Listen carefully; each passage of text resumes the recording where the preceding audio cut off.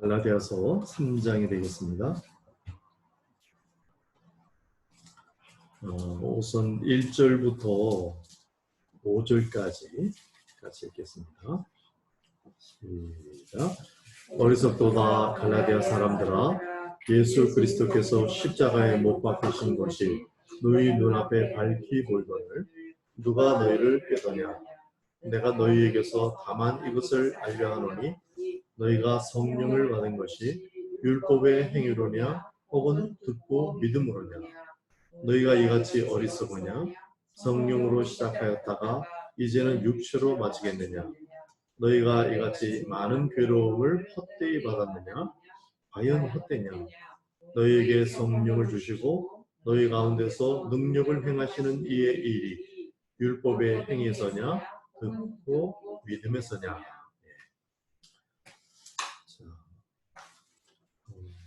하나님 앞에 의롭게 되는 거, 이게 율법의 행위로서가 아니고 그리스도의 믿음으로 되는 거다.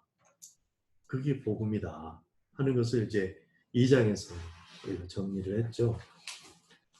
제가 어떤 믿음으로 된다고 지금 말씀드렸나요? 예? 예수 그리스도의 믿음.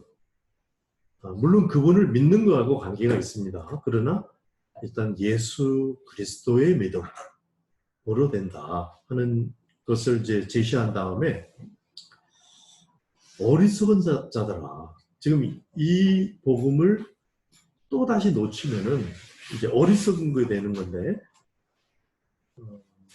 그러니까 지금 2장에서 이 갈라디아서에서 다루는, 그러니까 지금 신학적인 용어를 쓴다면 신율법주의, 또 그냥 평범하게 얘기한다면 믿음에다가 행위를 덧붙이고 싶어하는 그런 시도들에 대해서 어리석다 지금, 이렇게 지금 3장에서 이제 시작하는 거예요. 그리스도께서 십자가에 못 박히신 것 밝히 보이거늘, 십자가에서 주님이 구원을 완성하신 거 그거 뻔히 보이는데 하면서 논지를 어떻게 펴고 있냐면은, 성령 받은 것이 율법의 행위냐 듣고 믿음이냐. 우리 대답할 수 있죠.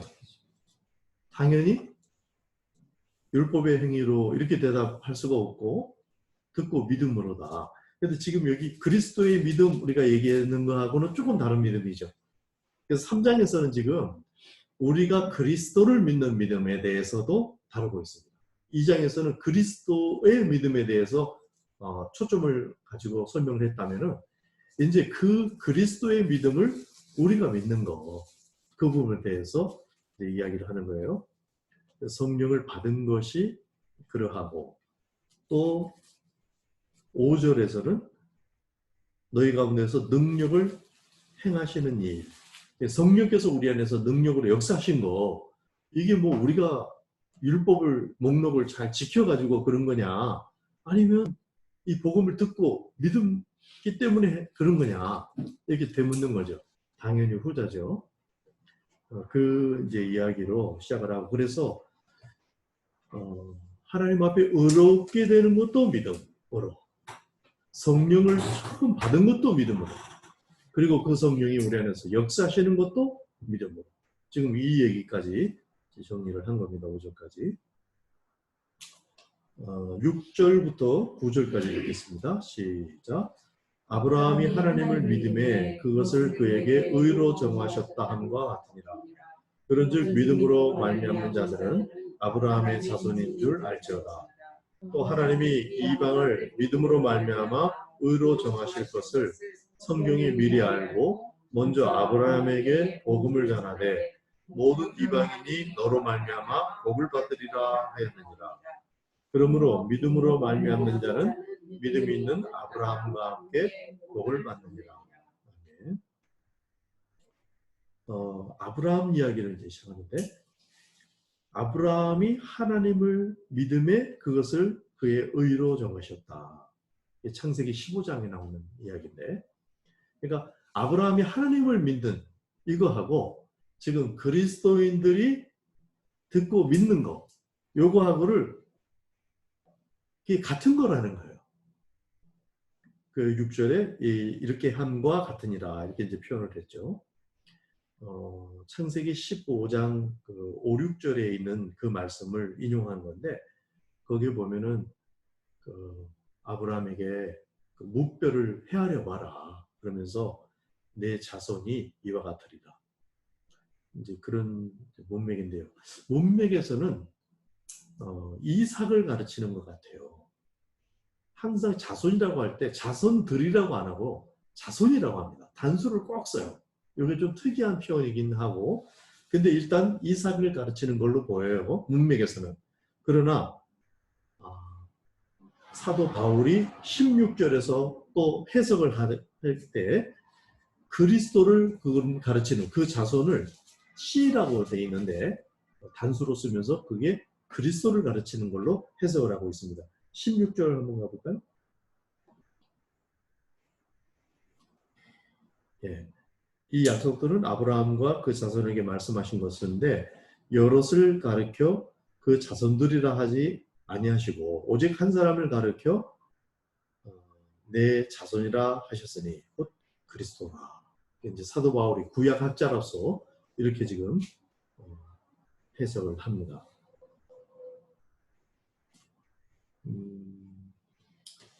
지금 이제 아브라함이 하나님을 믿는 거, 사람이 하나님을 믿는 겁니다.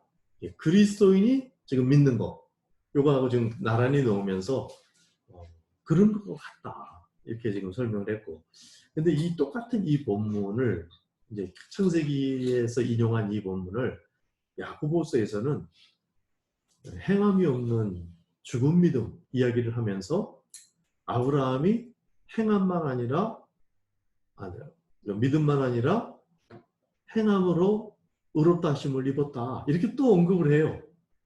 그래서 이것을 단순히 우리가 지금 교리를 동의하는 믿음 정도로 축소해서 이해하면은 두 야고보서와 갈라디아서의 이해가 접목이 안 됩니다. 그래서 이런 이해 때문에 지금 교회 안에서 행위와 믿음에 대한 잘 설명이 통합되지 않고 있는 이유라고 볼 수 있겠습니다. 거기서 좀 더 들어가야 되는데 그냥 일단 우리가 많이 다뤘기 때문에 언급하면 그걸 신실함, 믿음을 신실함으로 기본적으로 이해를 해야 됩니다. 그래서 중심 태도, 그 행동을 유발하고 이렇게 자연스럽게 그 중심이 되면 행동이 유발되어지는 그런 중심 태도로 신실함으로 이해하면 되겠습니다.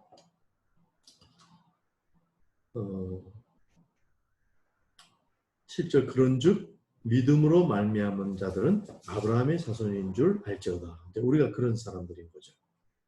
8절이 설명하는 것은 하나님이 이방을 믿음으로 말미암아 의로 정하실 것을 성경이 미리 알고 있다는 얘기는 하나님이 미리 의도하셨다 이런 말이겠습니다. 근데 어떤 걸 의도했냐면은 먼저 아브라함에게 복음을 전하되 모든 이방인이 너로 말미암아 복을 받으리라 하였느니라. 먼저는 믿음으로 받는 복음이 먼저 있어요. 하나님의 의도 속에 열방까지 이방까지 다 믿음으로 말미암아 의롭게 되는 그 복음이 이미 있고 그리고 그 복음을 아브라함에게 전하셨고 그 다음에 그 아브라함을 통해서 또 이방인들에게 이 복을 전하도록 하셨고 그러니까 처음에 하나님의 의도 자체 속에 이미 믿음으로 의롭게 되는 이게 이제 중에 있으신 거죠. 그거를 이제 펼치고 나간다 하는 말씀이고 9절에 그러므로 믿음으로 말미암는 자는 믿음이 있는 아브라함과 함께 복을 받느니라 하는 말씀이 되겠습니다. 자, 10절부터 14절까지는 율법에 대해서 이제 설명을 합니다. 믿음으로 된다고? 그러면은 구약의 그 율법이 굉장히 길게 모세오경이 거의 율법이라고도 말할 수 있을 법한 그리고 그것의 확장으로서 그게 잘 안 지켜져 가지고 선지서가 있고 막 이러는 건데 그러면 율법은 뭡니까? 당연히 질문이 나오겠죠. 그래서 이제 율법에 대해서 설명을 하게 됩니다. 10절부터 14절까지 읽겠습니다. 시작. 무릇 율법 행위에 속한 자들은 저주 아래 있나니 기록된 바 누구든지 율법책에 기록된 대로 모든 일을 항상 행하지 아니하는 자는 저주 아래 있는 자라 하였습니다. 또 하나님 앞에서 아무도 율법으로 말미암아 의롭게 되지 못할 것이 분명하니 이는 의인은 믿음으로 살리라 하였습니다. 율법은 믿음에서 난 것이 아니니 율법을 행하는 자는 그 가운데에서 살리라 하였느니라. 그리스도께서 우리를 위하여 저주를 받은 바 되사 율법의 저주에서 우리를 속량하셨으니 기록된 바 나무에 달린 자마다 저주 아래 있는 자라 하였습니다. 이는 그리스도 예수 안에서 아브라함의 복이 이방인에게 미치게 하고 또 우리로 하여금 믿음으로 말미암아 성령의 약속을 받게 하려 합니다. 율법의 행위에 대해서 이제 설명을 하는데 율법의 행위를 따르는 자는 저주 아래 있다 이렇게 선언합니다. 그러니까 지금 사람의 행동, 그 행위의 문제를 자꾸 강조하는 게 그 의도가 잘해주려고 사실 또 그것도 그럴 수가 있긴 해요. 근데 어쨌든 어리석은 자들아 이렇게 얘기했고 그거 자칫 저주 아래 있는 것이다. 이렇게 말했을 뿐만 아니라 1장에서는 그 율법 회개를 하라고 자꾸 강조하고 사람들에게 이렇게 어필하는 사람들은 저주를 받을지어다까지 얘기했죠. 두 번이나 굉장히 믿음에 대해서 지금 이야기를 하고 있고요. 11절에는 하나님 앞에서 아무도 율법으로 말미암아 어렵게 되지 못할 것이 분명하다. 왜 그러냐면 구약의 의인은 믿음으로 살리라 이렇게 말했기 때문이다. 이게 하박국서 2장 4절 인용한 겁니다. 그러니까 이 구절을 갈라디아서도 인용하고 로마서 히브리서에서 인용한다고 말씀드렸죠. 그러니까 이렇게 구약에서 말했으니 당연히 그걸로는 되는 게 아니다 하고 지금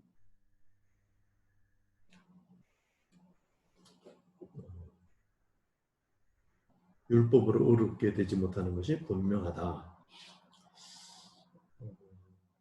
하박국서 2장 4절이 말하는 오리지널의 그 믿음의 개념 이것을 제가 신실함으로 바꿔서 이해하면 도움이 된다. 이런 말씀을 여러 차례 했습니다.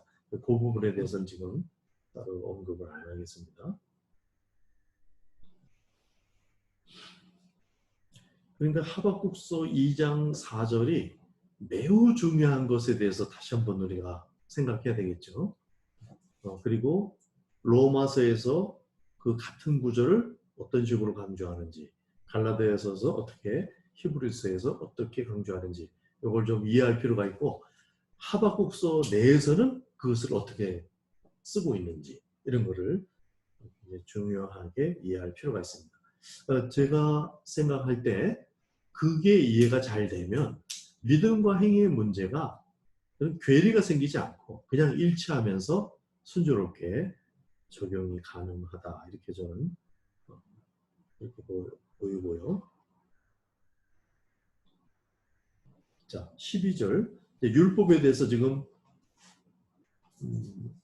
계속 설명을 하는데 율법은 믿음에서 난 것이 아니니 율법을 행하는 자는 그 가운데서 살리라 하였느니라. 그러니까 율법도 의롭게 되는 길을 제시를 했어요. 그런데 행위로 된다. 이렇게 이제 제시를 한 거죠. 근데 이 율법이 행위를 제시한 것도 하나님의 의입니다. 그래서 사람이 이것을 지키기만 한다면 그러면 의에 이르는 거예요. 그게 하나님의 의입니다. 그런데 누가 행위로 이걸 다 지킬 수 있는가? 로마서 3장 10절은 선언하기를 의인은 없나니 하나도 없다. 그냥 다 지키다가 하나만 걸리면 이게 다 걸리는 건데 그래서 사도 바울도 그렇게 고백하죠. 내가 다른 거 다 지킨 것 같았는데 욕심, 그건 내가 못했다. 의인은 없나니 하나도 없다. 그래서 이 길이 아니다라는 거죠. 그 다음에 율법에 대해서 다시 13절에 그리스도께서 우리를 위해서 저주를 받은 바 되사 율법의 저주에서 우리를 속량하셨으니 기록된 바 나무에 달린 자마다 저주 아래 있는 자라 하였다. 우리는 그 율법의 길, 행위의 길에서 저주로 떨어졌고 그리스도가 저주로 떨어진 우리를 대신해서 나무에 대신 달리셨다는 거죠. 그래서 그거를 속량하신 거, 그 얘기를 지금 반복해서 또 하고 있습니다. 그러니까 만약에 우리가 행위로 율법으로 해서 어렵게 되는 길을 만약에 할 수 있다 하면 예수님이 헛죽으신 거다. 이런 논리도 여기 이제 포함되어 있는 말입니다. 이는 그리스도 예수 안에서 아브라함의 복이 이방인에게 미치게 하고 또 우리로 하여금 믿음으로 말미암아 성령의 약속을 받게 하려 합니다. 성령께서 하시는 일은 거룩한 영으로서 거룩하게 하시는 거죠.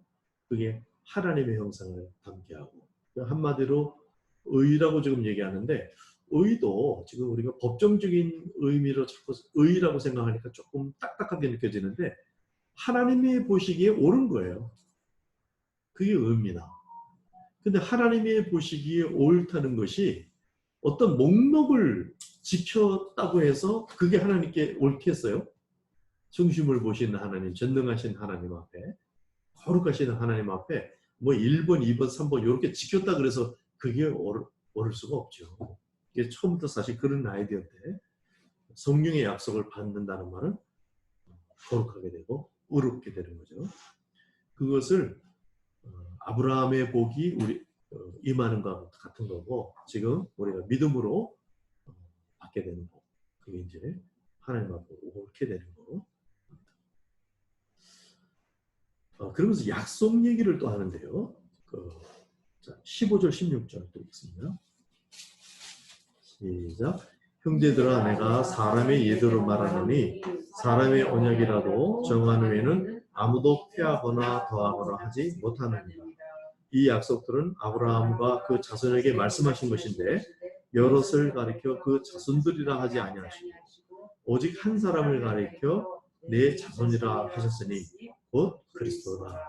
자, 여기 약속들에 대해서 얘기하면서 이 약속은 아브라함과 그 다음에 그 자손에게 말씀하셨다. 그 자손이 곧 그리스도라 그랬죠.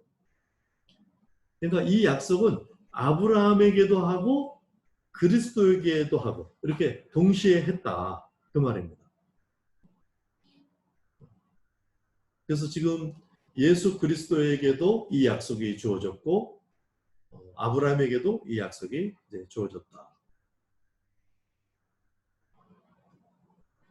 17절 내가 이것을 말하노니 하나님께서 미리 정하신 언약을 430년 후에 생긴 율법이 폐기하지 못하고 그 약속을 헛되게 하지 못하리라. 자, 율법은 그럼 뭐냐? 그리고 율법은 어떤 역할을 하느냐? 굉장히 궁금해할 수 있는 일단은 하나님이 하시는 일을 믿는 거 그쪽으로 초점을 갖고 오면 진짜 이 사람이 그러면 어떻게 해야 되는 거냐 뭐 이렇게 자연스럽게 질문이 생길 수 있는데 더군다나 구약이 다 율법으로 진행되는 걸로 보이기 때문에 질문하게 되는데 율법이 뭔가에 대한 설명인데 첫 번째 그 자손에게 약속이 주어지고 그리고 430년 후에 지금 나온 거다 율법은. 그러니까 430년이나 뒤에 나온 것이 앞에 약속된 이 약속을 뒤집을 수 없다. 그런 논리로 지금 율법을 얘기하는 거예요. 율법 약속에 비해서 율법은 한참 못 미치는 거다. 그 얘기를 우선 해놓고 그 다음에 두 번째는 18절인데 만일 그 유업이 율법에서 난 것이면 약속에서 난 것이 아니니라.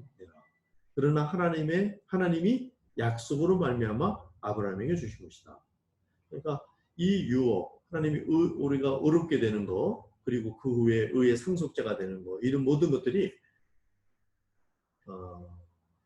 율법으로 되든지 하나님의 약속으로 되든지 둘 중에 하나라는 거예요.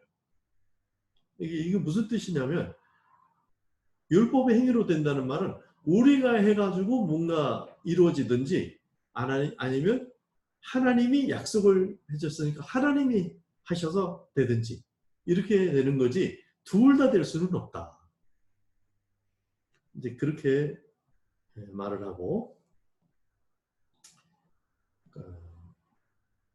율법과 약속 둘 중에 한 길로만 유업이 이어진다.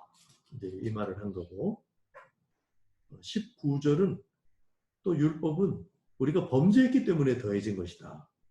19절 그런즉 율법은 무엇이냐? 범법함으로 더해진 것이다. 천사들을 통하여 한 중보자손으로 베푸신 것인데 약속하신 자손이 오기까지 있을 것이다. 범죄를 했기 때문에 율법이 주어졌는데 다시 말하면은 그 죄가 드러나도록 이게 잘못된 거다라는 사실이 드러나도록 하는 용도로 이게 주어졌다는 거예요. 로마서 7장 3절을 이걸 풀어서 설명을 하고 있습니다. 그래서 사실 갈라디아서보다 로마서가 좀 길면서 자세히 풀어서 이거보다 그렇게 설명을 하고 있어서 갈라디아서보다 좀 더 이해가 쉬운 것이 로마서인 걸로 그렇게 이제 볼 수가 있습니다. 제가 드러나도록 하려고 그런 거고 또 19절의 또 후반절 이야기는 그 약속의 당사자가 예수님이라고 했죠. 그 예수님이 오시기까지 그 중간에 지금 이 율법의 역할을 통해서 뭔가 큰 거를 깨닫게 하려고 지금 주어진 건데 21절로 가면은 그러면 율법이 하나님의 약속들과 반대되는 것이냐? 결코 그럴 수 없습니다. 만일 능히 살게 하는 율법을 주셨더라면 의가 반드시 율법으로 말미암았으리라. 자, 그러니까 이게 어떤 면에서는 반대되고 어떤 면에서는 반대가 안 된다. 이런 말이에요. 그러니까 율법을 통해서 유업이 주어지든지 아니면 믿음을 통해서 주어지든지 이런 차원에서 보면 반대예요. 완전히 길이 달라요. 근데 율법도 결국은 의를 이루도록 예수 그리스도를 증거해 주는 거예요. 죄를 여기서는 안 된다 이렇게 해가지고 그리스도께로 안내를 하는 역할을 하는 거예요. 그런 면에서 또 예수 그리스도는 약속의 당사자시고 그러면서는 이게 같은 길이라는 거예요. 그 말을 지금 하고 있는 것입니다. 21절이었고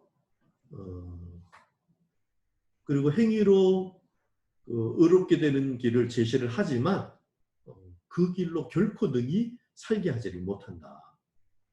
21절이었죠.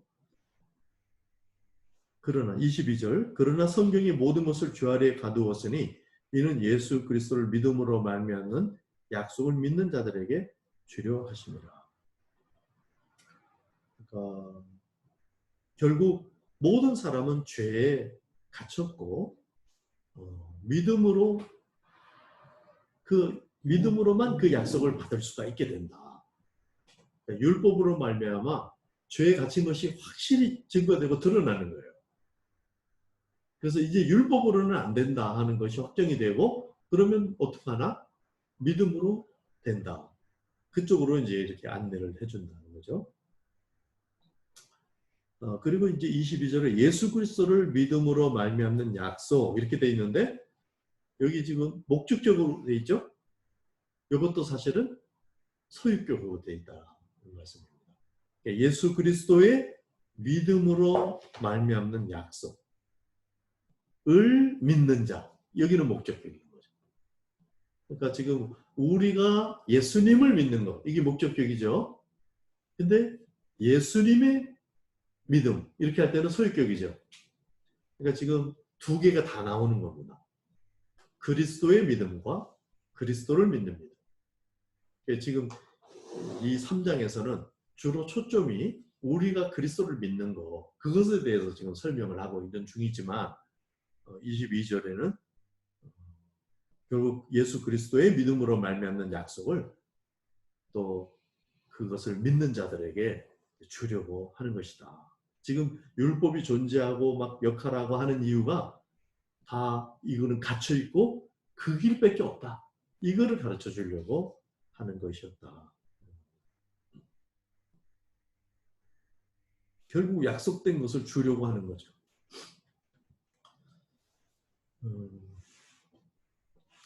23절에 믿음이 오기 전에 우리는 율법 아래 매인바 되고 계시될 믿음 때까지 갇혔느니라. 예, 믿음이 오기 전에 또는 우리가 믿음에 이르기 전까지 이렇게 예수님이 우리에게 오기 전에 또 우리가 예수님에게 가기 전에 두 개 다겠죠. 그 상태에서는 율법은 우리를 메어서 죄 아래 가둡니다. 네, 그런 상태로 있게 된다.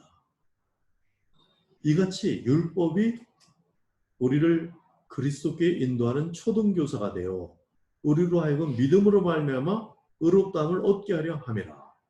초등교사다 여기 이렇게 되어 있는데 이전 번역에서는 몽학선생이다 이런 말을 했는데 혹시 몽학선생이라는 말 아세요? 그거보다 사실 그게 더 이거는 이제 왕의 자제를 훈련할 때 학문이 높은 사람을 이렇게 모셔다가 가르치죠. 그러면은 선생님이라고 불러야 돼요. 그러나 사실 신분이 어떻게 돼요? 이 왕자는 곧 왕이 될 사람이거든요. 그래서 잠시 동안은 그 몽학 선생의 지도를 받지만 나중에는 사실은 왕이 신하다는 거죠. 그게 이제 몽학 선생인데 그거는 또 하나의 설명이고 이게 파이다고고스라는 이제 헬라어인데 이거는 등교 주인의 자제를 학교에 데려다주는 역할을 맡은 노예를 일컫는 말이에요.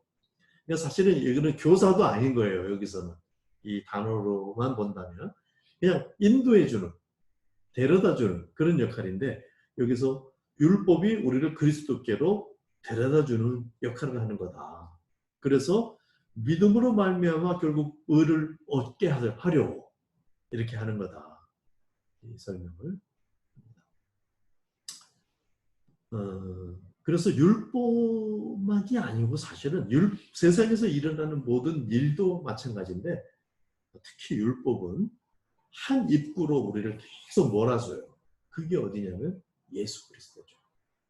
예수 그리스도에 더 정확히 가면 예수 그리스도의 믿음이지만 그것을 믿도록 그렇게 그 믿음으로 의롭게 될 수 있는 길로 우리를 계속 인도해 줍니다. 그래서 믿음으로 의롭게 되고 또 의롭게 된 의인은 믿음으로 살고 하는 이 기본 원리가 탄탄하도록 그렇게 지금 계속 지금 갈라디아서 3장이 율법, 약속, 믿음 이런 이야기를 다 동원하면서 얘기를 하고 있습니다. 25절 믿음이 온 후로는 우리가 초등교사 아래 있지 아니하도다. 율법 아래 있지 않도다. 그럼 어디 있다는 거예요? 율법 옆에 있다 이 말하려고 그러겠어요? 율법 위에 있다는 거죠. 뭔가 지켜야 될 행위 목록들 그 아래에 있는 존재들이 아니고 그 위에 있는 존재들이 된다. 예수 그리스도로 말미암아 26절부터 마지막 절까지가 일종의 정리이자 결론 낼 수 있는데 같이 읽겠습니다. 시작. 너희가 다 믿음으로 말미암아 그리스도 예수 안에서 하나님의 아들이 되었으니 누구든지 그리스도와 합하기 위하여 세례를 받은 자는 그리스도로 옷 입었느니라. 너희는 유대인이나 헬라인이나 종이나 자유인이나 남자나 여자나 다 그리스도 예수 안에서 하나입니다. 너희가 그리스도의 것이면 곧 아브라함의 자손이요 약속대로 유업을 이을지니라. 자, 믿음의 결과는 어떤 것이냐? 일단 믿음 그러면 그 기본 베이스를 신실함으로 이렇게 바꿔서 생각하는 습관을 자꾸 가져야 되고 또 믿음 그러면은 예수 그리스도를 믿는 믿음과 예수 그리스도의 믿음을 다 포함하는 말로 이해를 하면 좋아요. 자, 그 믿음의 결과로 우리는 어떻게 되느냐? 하나님의 아들이 된다. 사실 이거 별로 안 놀래죠? 이게 얼마나 굉장한 말입니까? 신의 아들이 된다. 자녀가 된다. 전능자 하나님, 우주를 창조하신 하나님의 자녀가 된다. 그런 거. 사실 우리의 언어가 부족하고 또 우리가 같은 언어를 굉장한 언어도 자꾸 쓰다 보면은 이게 감각이 무뎌져서 그러는데 이 말이 얼마나 큰 말이에요. 나는 하나님의 자녀입니다. 이 한 말만 갖고 있으면 사실 세상을 감당할 수 있는 거예요. 하나님의 자녀인데 뭐가 겁나고 뭐가 두렵습니까? 하나님이 우리 아버지신데 하나님의 자녀가 되는 게 이게 믿음으로 된 거를 얘기하고 그러니까 내가 막 하나님 일단 지금 믿음하고 행위하고 얘기할 때 내가 막 하나님 자녀 되려고 막 노력하고 열심히 하고 뭔가 이렇게 갖고 되겠어요? 애초부터 그게 안 될 거 아니에요. 이제 그런 생각인데 그걸 이렇게 막 얘기를 하다 보니까 좀 복잡하게 느껴질 수 있는데 그건 길이 아니다. 그걸 바울은 어떻게 시작했냐면 너 성령 받을 때 어떻게 된 거야? 네가 막 열심히 해서 성령 받았어? 아니죠. 성령이 막 또 역사하셔서 우리가 어떤 체험들을 하고 막 은혜가 있고 네가 뭐 열심히 해갖고 된 거야? 이렇게 이제 이 문장을 시작했거든요. 역시 하나님의 자녀가 된 거. 그 다음에 27절에는 그리스도로 옷 입었다. 그러니까 하나님의 아들 된 거는 신분의 상승이 일어난 거라면 그리스도로 옷 입었다. 이 정체성의 이제 변화인데 뭐 이게 같은 말이지만 조금 제가 달리 이제 강조를 하는 면이 있다면 여기서 이제 옷 입는다. 성경에 나오는 헬라어에 옷 입는다라는 말에 꼭 어떤 뜻이 있냐면 이게 스며든다는 뜻이 있어요. 그래서 그리스도를 덧입는다 이러죠. 그리스도를 덧입으면 어떻게 된다는 뜻이에요? 이게 스며든다. 그러니까 그리스도를 계속 덧입으면 계속 스며들면서 점점 그리스도처럼 그분을 닮아가는 거죠. 전신갑주도 그런 개념이 있는데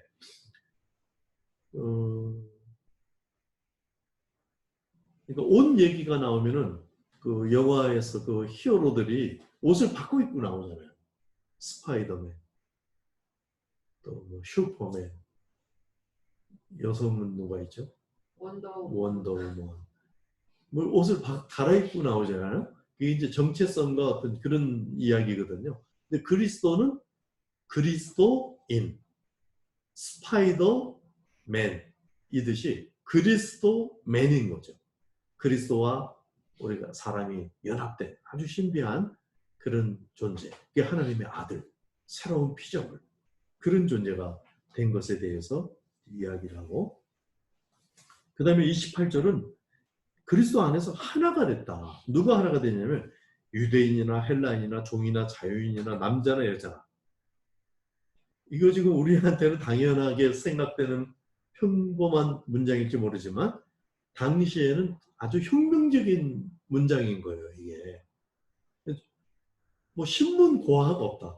그때는 노아가 있고 돈으로 사고 팔고 하는 그 노예가 있고 노아가 아니고 노예 주인이 있고 또 뭐 왕이 있는 데다가 황제가 있고 막 이렇게 있었는데 그게 그런 격차가 없어진다. 그리스도 안에서 남자와 여자 뭐 다 이렇게 하고 그러니까 교회 안에 그런 신분 격차나 이런 게 다 없어지는 거 그걸 이제 이야기하고 있고 마지막 절 너희가 그리스도의 것이면 곧 아브라함의 자손이요 약속대로 유업을 이을차니라. 그리스도의 것이 맞습니까? 네. 그러면 유업을 이을 자 아브라함의 자손이고 이 말은 또 고린도전서 3장 21절을 보면은 사도 바울이 지금 여기서는 간단하게 얘기했는데 이게 다른 성경에 가면 다 이렇게 막 풀어지면서 강조되고 막 조금 더 붙여서 설명을 하고 그래요. 갈라디아서가 그래서 굉장히 압축되어 있는 거예요. 고린도전서 3장 21절 제가 읽어드리면은 그런즉 누구든지 사람을 자랑하지 말라. 만물이 다 너희 것입니다. 그러니까 여기 뭐 훌륭한 리더들 얘기를 쭉 했거든요. 사람들이 막 무슨 파 누구한테 은혜 받았다 뭐 이런 얘기를 하는 중에 사람을 자랑하지 말라. 그러면서 그 사람들 다 똑같아 이렇게 얘기하는 거 아니라 논지가 지금 어떻게 된 거냐면 너 그리스도를 믿는 사람이냐? 하나님의 자녀냐? 그러면 사람을 자랑하지 말라. 왜냐하면 만물이 다 네 거야. 그거 굳이 그거 자랑할 이유가 없어. 이게 다 네 건데 뭘 그걸 자랑하느냐. 이게 다 네 건데. 이렇게 지금 말하는 거예요.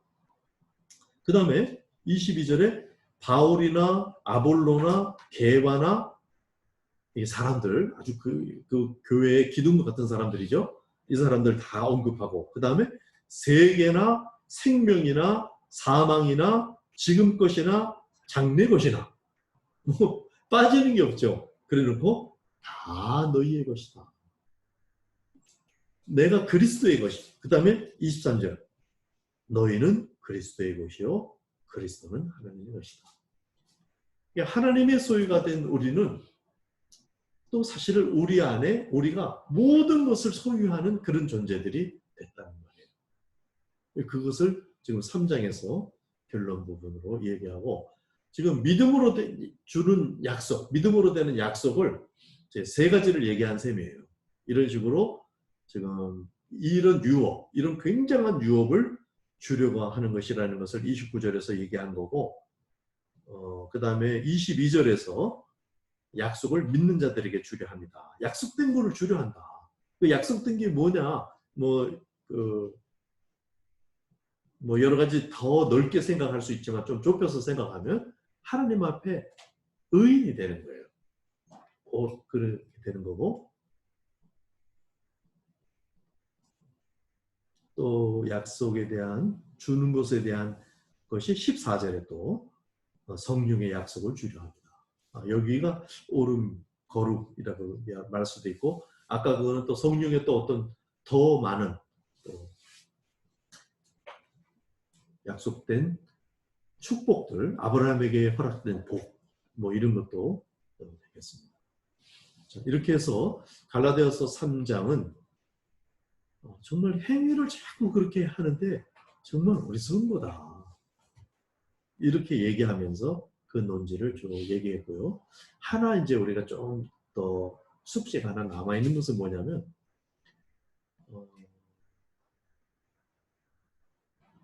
믿음의 열매로서의 행위가 잘 안 나오는 문제를 야고보서가 다루고 있거든요. 그래서 이제 그 부분에 대해서 이걸 어떻게 그러면 이해를 하고 접목을 해야 되냐. 그래서 제가 믿음의 열매라고 그랬잖아요. 이 믿음의 그 원인이 되는 행위, 구원의 원인이 되는 행위를 있냐 없냐 이렇게 따지면은 이게 이제 율법이 되는 거예요. 그래서 이거는 사실 아무리 해도 구원이 없다 이런 말이거든요.